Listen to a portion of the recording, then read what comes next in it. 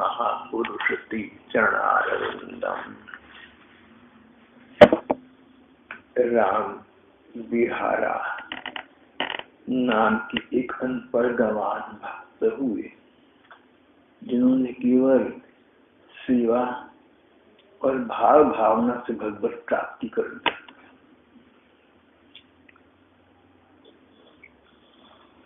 राम बिहारा जाति के मोची थे। जूते बनाकर बेचना बस ये काम था। कई सौ बरस पुरानी बात है। रोज एक दो जूते बना लेता और बेच देता।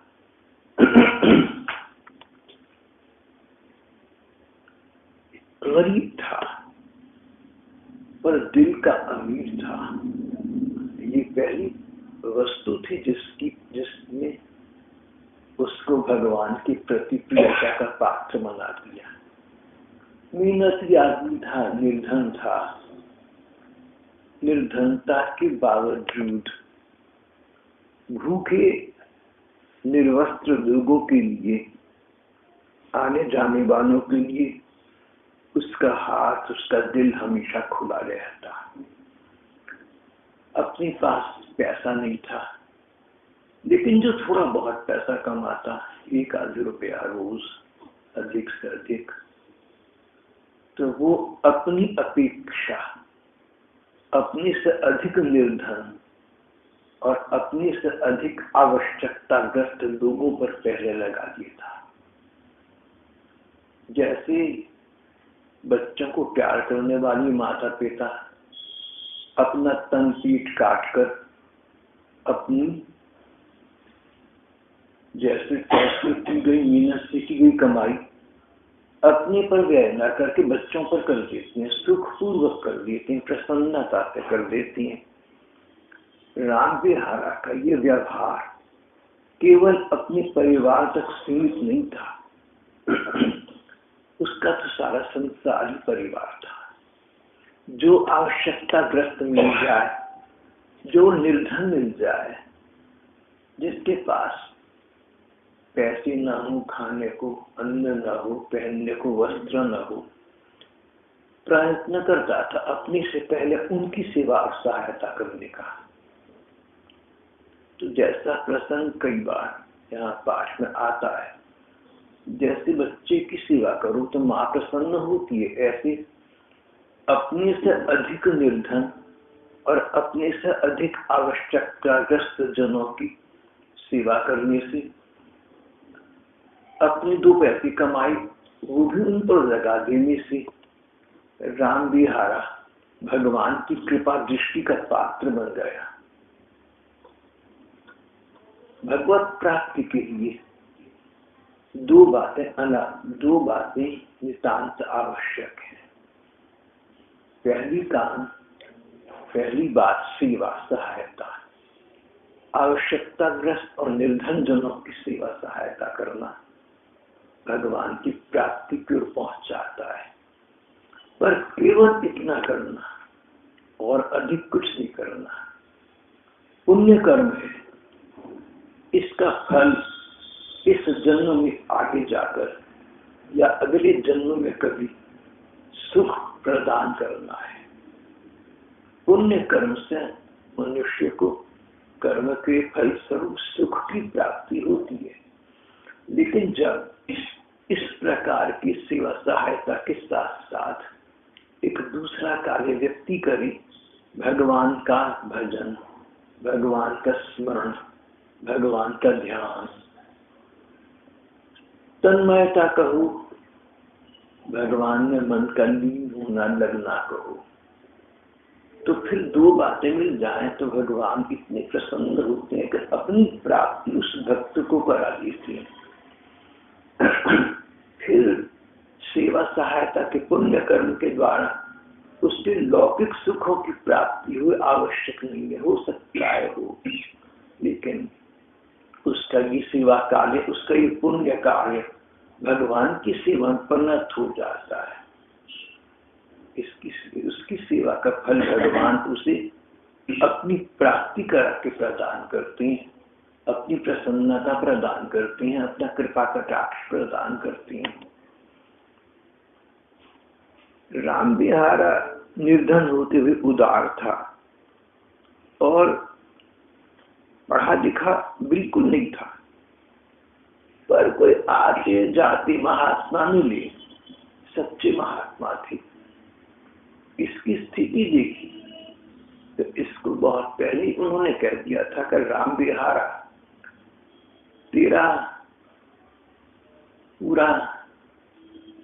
तेरी पूरी तैयारी है भगवान को पाने की। राम बिहारा सुखी हंसी हंसा, महाराज मुझे क्या पता भगवान कैसे मिले हैं, मुझे तो कुछ पता नहीं, मैं तो अनपढ़ गंवार हूँ, चमार हूँ, चमड़े का काम करता हूँ, मुझे तो भगवान का नहीं पता। पर चाहता हूँ भगवान को पाना, लेकिन भगवान को तो वो पाएगा जिसने वेदों को पढ़ा हो, भगवान को वो पाएगा जिसने उपनिषद पढ़ी हो, जिसने ज्ञान प्राप्त किया हो। ये तो ब्राह्मणों के मतलब की बात है, हम नीच लोग, हमें भगवान भला कैसे मिल सकते हैं। महात्मा उदार हृदय की थे, धर्म के मर्म को समझते थे, गहराई को समझते थे। बोले राम बिहारा, तू सच्ची गंवारूपन की बात कर रहा है बच्चा, ऐसा मत सोच। भगवान ने वेदों से पढ़ाई लिखाई उपनिषदों से क्या लेना है। ये बातें अच्छी हैं पर अनिवार्य नहीं है। अच्छी है लेकिन जरूरी नहीं है भगवान को प्रसन्न करने के लिए, भगवान को पाने के लिए। भगवान को पाने के लिए, उनको प्रसन्न करने जिन दो बातों की जरूरत है, पहली तो तू कर रहा है निर्धनों की सेवा सहायता। बोला महाराज जी सेवा सहायता मैं तो स्वयं निर्धन हूँ, क्या करूँगा, पर हाँ जो भी मन पड़ती थोड़ी बहुत कर देता हूँ। तो दूसरी बात क्या होती है, महात्मा ने कहा दूसरी बात है भगवान का स्मरण करना, भगवान का भजन करना। अनपढ़ गंवार बोला महाराज वो क्या होता है, मुझे तो इस बात का नहीं पता ये किसे कहते हैं जो आप चीज कह रहे हैं। महात्मा ने कहा भैया बस तू कोई कविता बोला कर, कोई पद बोला कर, कोई ऐसा गाना बोला कर जिसका ध्यान कर और भगवान तुझसे प्रसन्न हो जाएंगे। बोला महाराज मुझे तो इस सब चीजों के नाम भी नहीं पता, मैं कहाँ से बोलूंगा। बोली मैं तुझे रट्टा लगा देता हूँ, तुझे समझा देता हूँ, एक पद छोटा सा बस वो तू याद कर ले।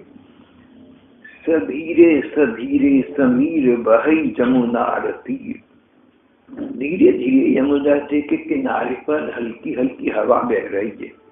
बसती बनी मन माली, यहाँ पर वनमाली श्री कृष्ण बसते रहते हैं। नित्य नित्य नूतन केली और नित्य नित्य नई नई केली लीलाएं करते रहते हैं। बस तू ये पद बोला कर, दो लाइनें उसको रट्टा लगवा दिया, कंठस्थ कर दे।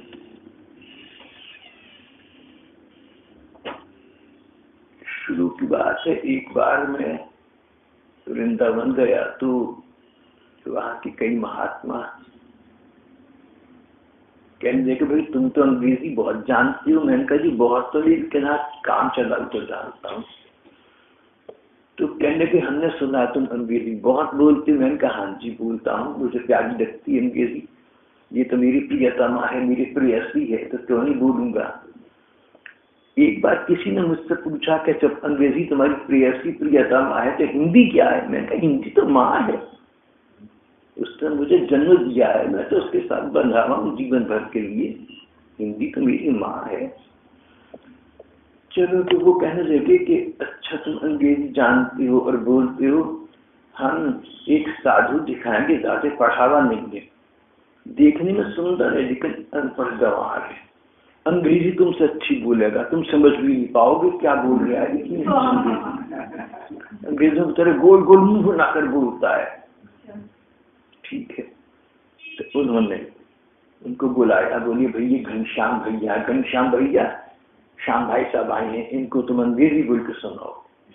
सचमुच वो 2 मिनट बोली, अंग्रेजी समझ में कुछ नहीं आया लेकिन बड़ा फ्लुएंटली जैसे अंग्रेज बोलते हैं।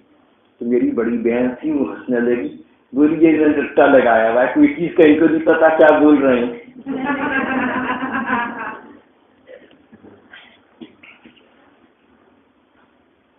तो कई बार हम ऐसी चीजें बहुत अच्छी बोल लेते जिनका अर्थ भी नहीं पता होता है।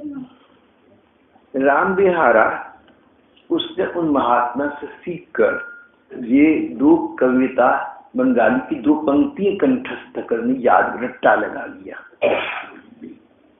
महात्मा ने बताया कि इनका मतलब है कि वृंदावन भगवान का धाम है, वहां यमुना जी बह रही है, हवा हल्की हल्की चल रही है, ठाकुर जी वहां श्री कृष्ण आए हुए हैं, गोपियों के साथ लीला कर रहे हैं, हंस रहे हैं, बोल रहे हैं, खा पी रहे हैं, किसी को गले लगा लिया, किसी को सिर पर हाथ रख दिया, किसी को कंधे पे आश्वासन दे दिया, बस तुम ये ध्यान करो या कर।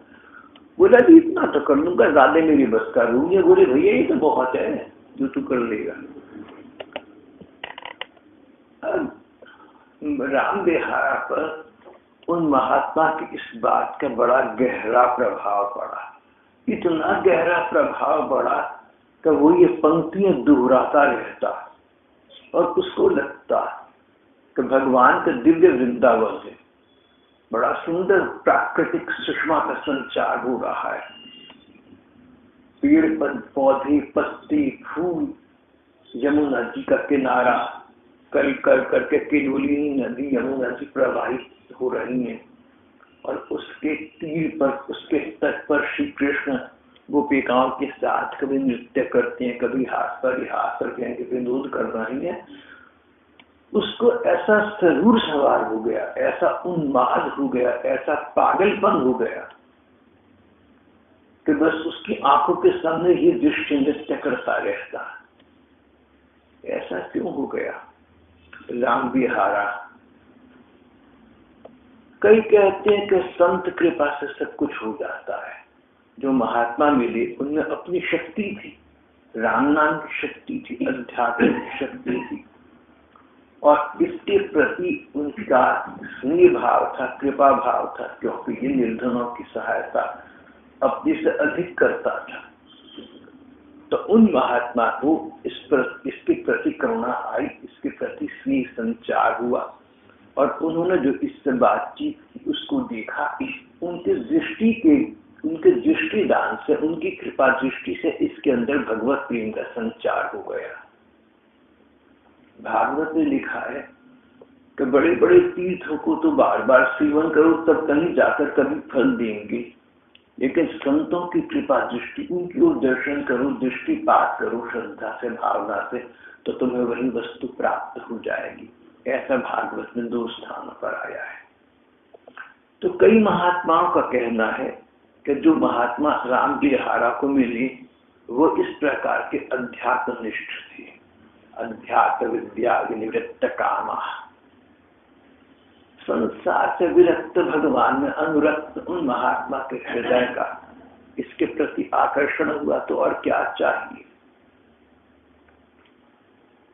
कैसे राजा के दरबार से भी दोस्ती कर दो तो राजा तक पहुंचना आसान हो जाता है, और कहीं राजा का वजीर हो तब तो क्या कहनी है।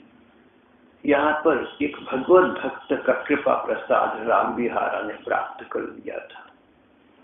कई अन्य महात्माओं का ये कहना है कि राम बिहारा के पूर्व जन्मों के संस्कार थे, पिछले जन्मों में उन्होंने प्रभु को पाने के लिए बहुत साधना की, अच्छे कर्म भी किया, व्यक्ति करता है, बुरे कर्म भी करता है, अच्छे कर्म करे और अतिरिक्त कर्म भी किए।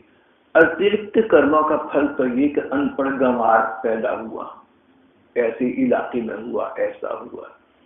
लेकिन जो भगवान के प्रति साधना की थी उसका फल ये कि वो साधना इस जन्म में आगे बढ़ी। शुचिनाम श्रीमताम गेहि योग भ्रष्टो विजायते, जिन लोगों ने भगवान के विषय में कोई भी साधना की है तो शरीर समाप्त होने पर जहाँ से साधना उनकी जहाँ समाप्त हुई थी वहां से आगे बढ़ जाती है।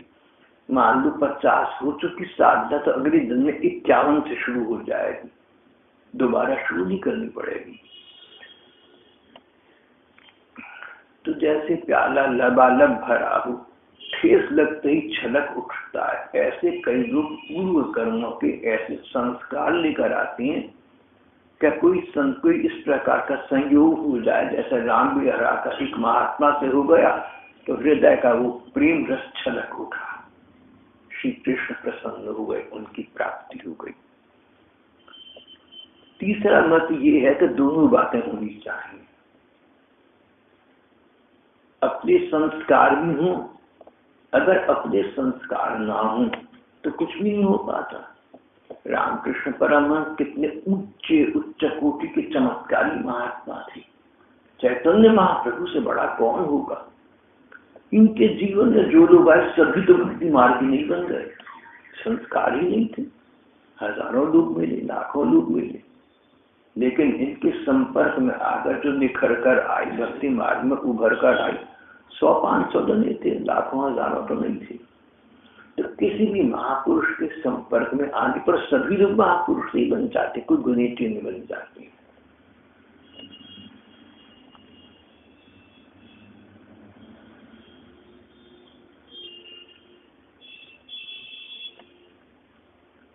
दूसरी बात कि संस्कार भी हों और उनके साथ साथ उनके फलस्वरूप कोई सत्संग भी प्राप्त हो जाए। जैसे यहाँ राम बिहारा को एक महात्मा का सत्संग प्राप्त हो गया, तो ये तो ऐसी बात हो गई कि आग और लोहा मिल गए। आग और लोहा पास पास आ गए, लोहा लाल हो गया, आग की कृपा से हो गया।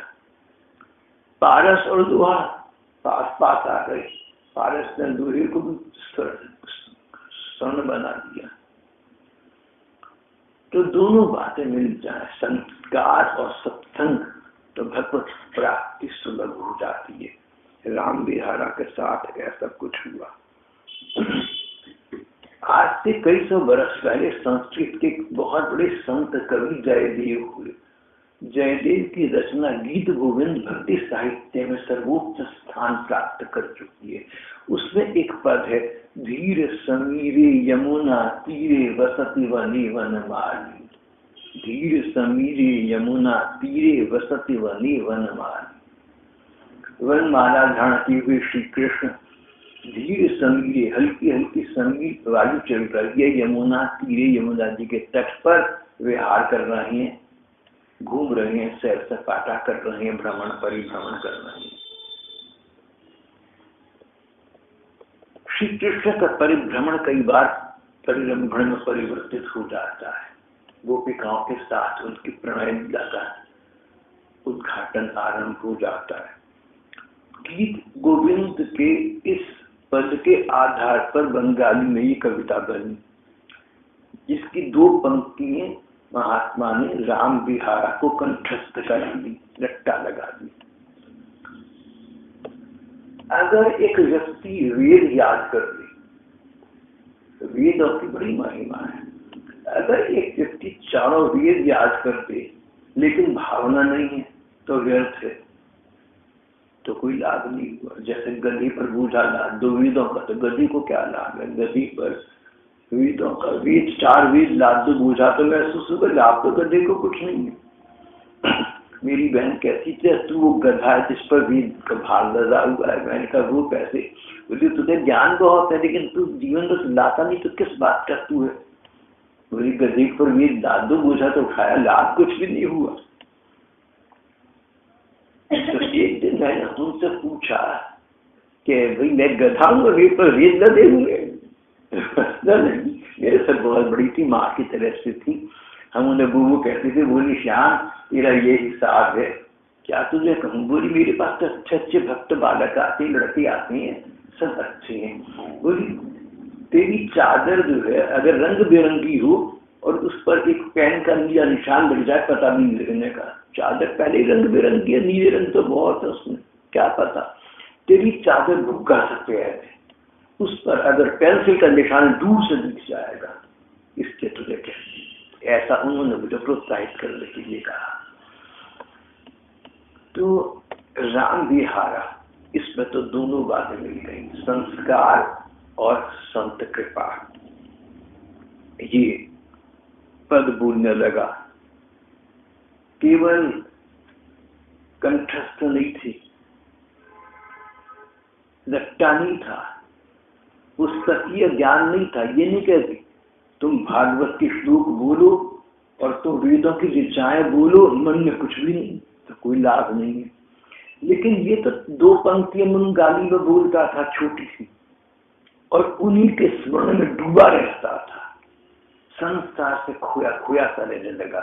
हर समय इसके नयनों के सामने ये दृश्य बना रहता, यमुना जी प्रवाहित हो रही है, तट पर श्री कृष्ण खड़े हैं, गोपिकाओं के साथ नृत्य कर रही हैं, प्रकृति अपनी सुषमा की पराकाष्ठा पर है, बहुत सुंदर लग रहा है। मन उसमें डूबा रहता था। अगर मन श्री कृष्ण के ध्यान में डूबा रहे तो भगवत प्राप्ति तो होगी। ये दोनों कार्य कर रहा था।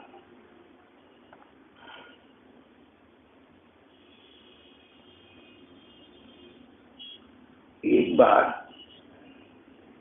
एक चोर ने इस रईस के घर चोरी और जल्दबाजी में जो सामान हाथ लगा लेकर भाग लिया, घर आ गया। और सामान तो अच्छा कीमती था, लेकिन एक बटिया दी थी, पत्थर दिखा। सोचा ये मैं क्या करूंगा, पत्थर सुंदर था बहुत। इस मोची के पास आया, बोले भाई राम बिहारा, मेरे पास पत्थर है बहुत बढ़िया, इस पर कतु टूटी भिजा बनाया कर, तेरे बहुत काम का है। राम बिहारा ने देखा, उसे बहुत अच्छा लगा। बोला भाई बात तो तेरी ठीक है, जूती बनाने में तो बहुत काम आएगा, अच्छा दीदा मुझे। वो व्यक्ति चोर था। बोला देख ऐसी बात है कि इस बदले में तो मुझे एक जूती का जोड़ा तो दे दे। अरे पैसा रुपया नहीं देता, जूता जोड़ी एक दे दे। राम बिहार ने एक मिनट सोचा, फिर बोला अच्छा चलो काम की चीज है और अच्छा औजार है, एक जोड़ा उसको जूते का दे दिया। तो वो जूते का जोड़ा जो उसने तब बनाया, सैकड़ों बरस पुरानी बात है, वरना अगर वो बेचता तो 1 रुपया उसको तब मिलता। तो ये समझो कि उसने 1 रुपये में पत्थर खरीद लिया। पत्थर पर जूते रखकर, पत्थर पर चमड़ा रखकर उसे पीता जूते बनाया। काम बड़ा बढ़िया चल रहा था। एक वेदक के ब्राह्मण उधर से गुजर रहे थे, कर्मकांडी ब्राह्मण। उन्होंने देखा कि ये कैसा पत्थर है, ये तो मुझे शालिग्राम जी की बटिया लग रही है। खड़े होकर ध्यान से देखा, ये तो शालिग्राम जी है, साधारण बट्टा नहीं है, शालिग्राम की बटिया है। कैसा अनपढ़ गवार मूर्ख है, उसके पास चले गए। कर्मकांडी ब्राह्मण थी। कर्मकांडी ब्राह्मण या कर्मकांडी व्यक्ति उसको कहते हैं जो कर्म कांड करता है, यानी फल की कामना से अच्छे कर्म करता है। वेदों का पाठ, ऋचाओं का पाठ, गीता भागवत का पाठ, इसलिए पुरस्कार किसी कामना की पूर्ति होगी या किसी कष्ट का निवारण होगा। तो कर्मकांडी ब्राह्मण था, वेदज्ञ ब्राह्मण था, लेकिन भक्त ब्राह्मण नहीं था, प्रेमी ब्राह्मण नहीं था, कर्मकांडी था। उसको ब्राह्मण को रुपए पैसे का सदा लोभ बना रहता था और घर में अपनी समृद्धि देखकर प्रसन्न होता, पर उसका मन कभी भरता नहीं था। कृपण कंजूस भी था, किसी को 2 पैसे देकर राजी नहीं। उसने शालिग्राम जी की बटिया खरीदी 5 रुपए देकर राम बिहारा से। उस वेदक के ब्राह्मण ने, कर्मकांडी ब्राह्मण ने कहा तू 5 रुपए ले ली। अगर ये उसको दिया था मान लो 1 रुपए का, मिल रहे 5 रुपए, गरीब आदमी था, उसे तो पता नहीं क्या चीज है। तो 5 रुपए लेकर उसने वो बट्टा बेच दिया। ब्राह्मण देवता उस बटिया को अपने घर ले गए, ऊंचे आसन पर स्थापित किया, स्नान करा, अभिषेक किया, जो भी हमारे ग्रंथों में पूजा के नियम करेगा, फूल चढ़ाए, अगरबत्ती चढ़ाई, आरती उतारी, बहुत कुछ किया। लेकिन रात को उसको उस शालिग्राम की बटिया से ठाकुर की मानव प्रकट हुए हो, स्वप्न में कहने लगे कि ब्राह्मण देवता तुम ये बटिया उसी को वापिस कर ले आओ। वो मेरा बहुत प्रेम से काम कर रहा था, मेरा चिंतन करता था, मेरा ध्यान करता था। अपने पास मत रखो, तुम्हारे लिए ये मतलब कि मैं तो भाव का भूखा हूँ, उसका भाव है। ब्राह्मण देवता तुम कुछ दूसरा लिखा देख लो, लेकिन ये बट्टा आदमी को वापस कर लिया, नहीं तो तुम्हारा कल्याण ना हो जाए। ब्राह्मण को डर भी लगा और अच्छा भी लगा। डर तो जाग गया। डर तो लगा कि मेरा वरना विनाश कुछ हो जाएगा, और अच्छा ये लगा कि भगवान की इतनी कृपा के स्वप्न में सही उन्होंने मुझे हल्की से दर्शन तो दे दिए। और वो जो राम भी हारा था उसके विषय में सच्चाई पता लग गई कि वो अनपढ़ गंवार भले ही हो लेकिन भक्त है उच्च कोटि का, जिसके वकालत में, जिसके बचाव में स्वयं भगवान ने इतनी बात कही, अब मैं उसके दर्शन करूंगा। ब्राह्मण देवता के मन में उस अनपढ़ गंवार के प्रति श्रद्धा उत्पन्न हो गई। उसको जाकर वापस करा।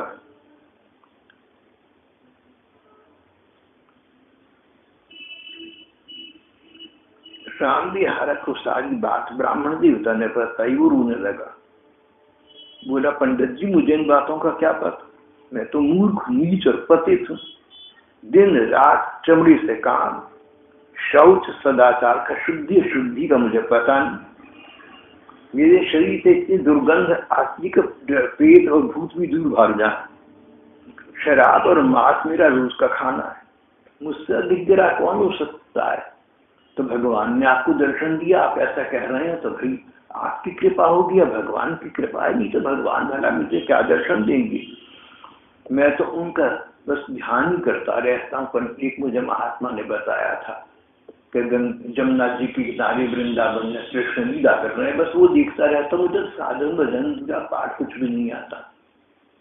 अब तक ब्राह्मण देवता को बड़ा भक्ति का ज्ञान हो चुका था। बोले भैया भगवान को वेदों से, गीता से और भागवत से क्या लेना है। उनमें जो बात लिखी गई है उस पर जो आदमी अमल करता है उससे लेना है। और उसमें एक बात है भावना, भाव, भगवान का ध्यान आना, जिससे हमारा प्रेम होता है उसमें ध्यान आता है। दो बातें हैं, जिसके पश्चात हमारा प्रेम है उसका ध्यान आता है। दूसरा, जिसका बार बार ध्यान करेंगे उससे प्रेम हो जाएगा। संगा संजाति काम,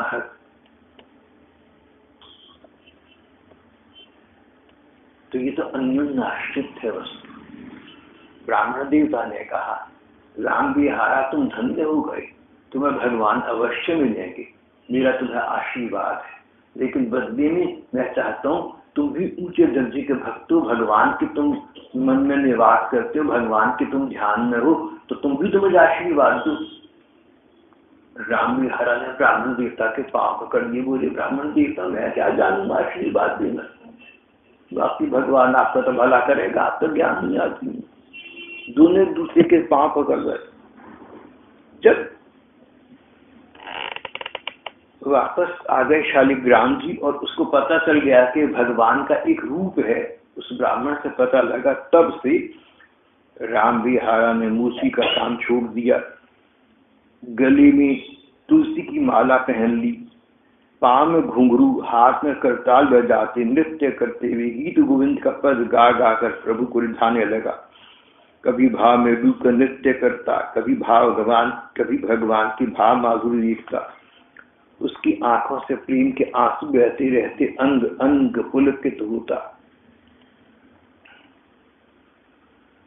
फिर मन में सोचता, अपने ठाकुर जी से कहता, भगवान तुमने इतनी कृपा मुझ पर करी, तो बस एक कृपा और कर दो कि ध्यान में तुम्हारे मन में दर्शन करता हूँ, मेरी इन्हीं आंखों से भी मुझे दर्शन करा दो।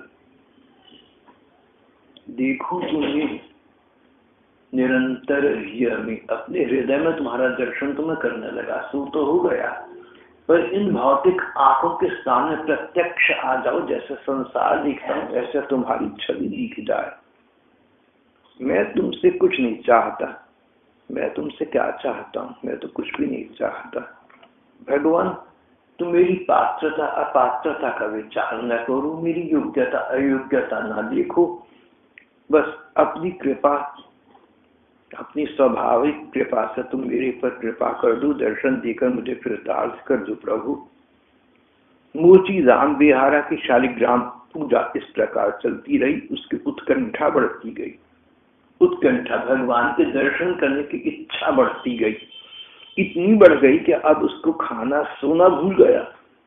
दिन हो रात हर समय प्रभु दर्शन दो, प्रभु दर्शन तो दो, दर्शन दो घनश्याम नाथ मोरी अखियां प्यासी रे।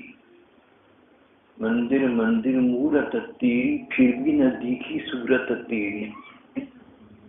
मंदिरों में मूर्तियों के दर्शन करे, प्रणाम किया, लेकिन या तो श्रद्धा विश्वास के या क्या है, मूर्तियों के दर्शन करे, मूर्ति ही दिखी। अब अगर तुम चाहो तो ऐसी अपनी श्री मूर्ति का दर्शन कराओ, भौतिक नेत्रों से साक्षात संसार पीछे छूट जाए और मैं तुम्हारी रास्ते पर आगे बढ़ जाऊं।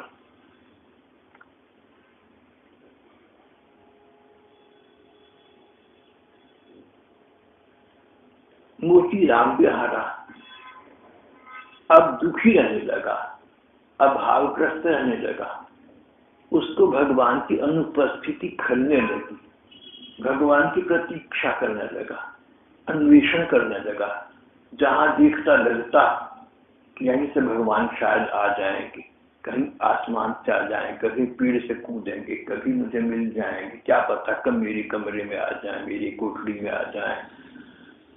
अब उसको हर समय भगवान की चाह उत्पन्न हो गई थी, सो उनकी राह दिखता रहा, देखने लगा। एक बार एक ब्राह्मण देवता दूसरी उसके पास आई। ये नृत्य कर रहा था और वही गीत गोविंद का पद बोल रहा था। कुछ देर ब्राह्मण देवता खड़ी देखती रही, फिर ग्लानि भरे संग बोले, अरे गवार, ये नाचना कूदना कैसा है, दिन रात गला फाड़ कर क्या गाता रहता, कर पागल तो नहीं हो गया? राम बिहारा बोला कि ब्राह्मण देवता, आप मेरा अपराध ना ले, मैं महामूर्ख हूं और नरकीय प्राणी से तो ठीक है, पर मैं क्यों नाचता गाता हूँ, आपसे क्या कहूँ। उसने सारी कहानी के सुनाई, किस प्रकार में पागल सचमुच हो गया।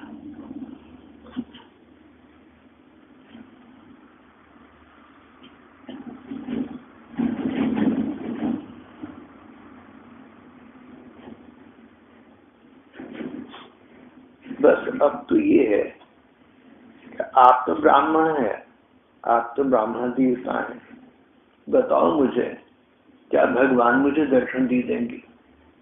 महात्मा तो ये कह गए थे, ब्राह्मण देवता ने भी ये कहा कि बट्टा नहीं है तू भगवान समझी से, तो क्या मुझे अब भगवान कभी दर्शन दे देंगे? कहीं ऐसा न हो कि भगवान के बिना भगवत दर्शन के अभाव में मेरा प्राणांत हो जाए, मेरे शरीर से प्राण निकल जाए, मुझे प्राप्त कुछ भी नहीं। पर महाराज बात ये है कि अगर कई जन्मों के बाद भगवान मिलते हो तो मैं इस जन्म के अंदर तुम अपने शरीर विसर्जित कर दूंगा, अगला जन्म होगा और प्रभु ने चाहा तब उस जन्म को भी खत्म कर दूंगा। मैं कई जन्मों की गिनती जल्दी जल्दी खत्म कर दूंगा, जिससे कि जल्दी से मुझे भगवान मिल जाए।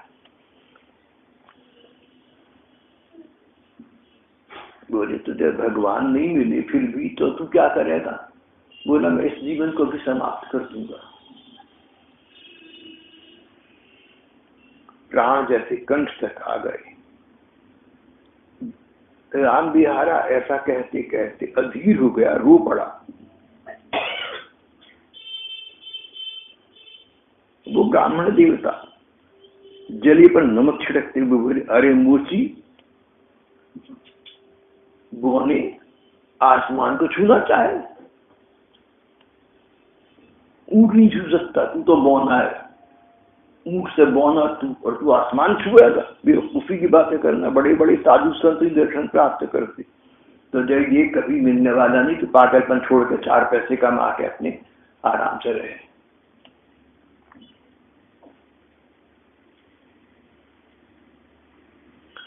पूरा ब्राह्मण देवता, आप सच कहती हैं, पर मुझे तो वो साधु ये कह गए थे कि भगवान इन बातों को देखते ही नहीं, तभी से मैं उनके पीछे पागल हो गया।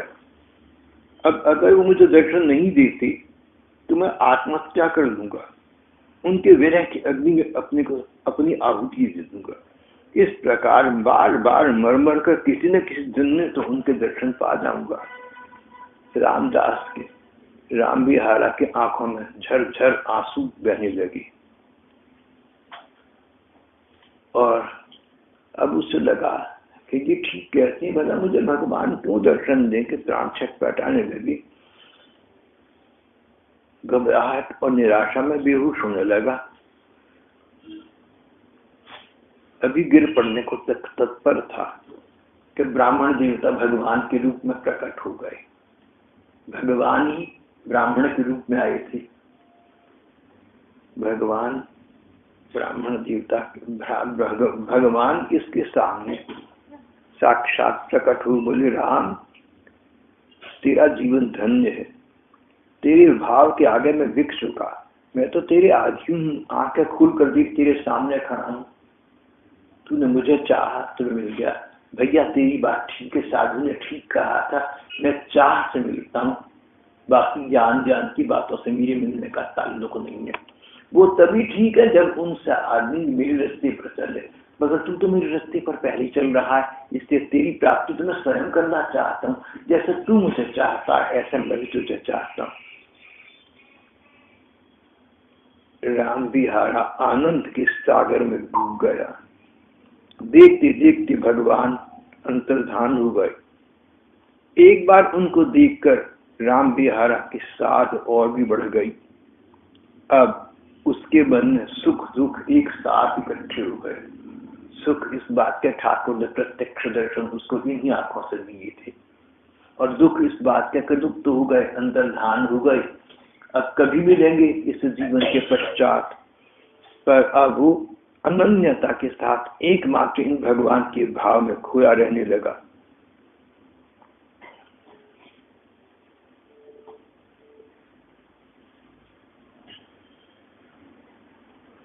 एक जोड़ी जूते के मूल्य से एक अनपढ़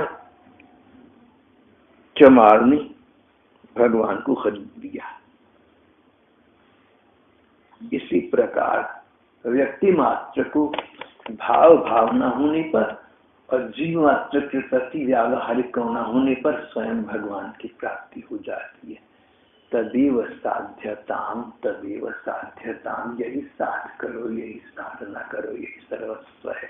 यहाँ पर हमारा आज का पाठ प्रसंग समाप्त हो जाता है।